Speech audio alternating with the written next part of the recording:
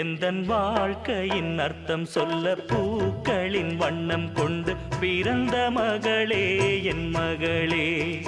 நான் வாழ்ந்தது கொஞ்சம் அந்த வாசத்தில் வந்துதித்து உயிரில் கலந்தா என் உயிரே.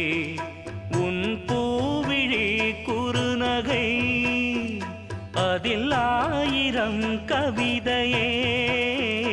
எந்தன் வாழ்க்கையின் அர்த்தம் சொல்ல பூக்களின் வண்ணம் கொண்டு பிறந்த மகளே என் மகளே.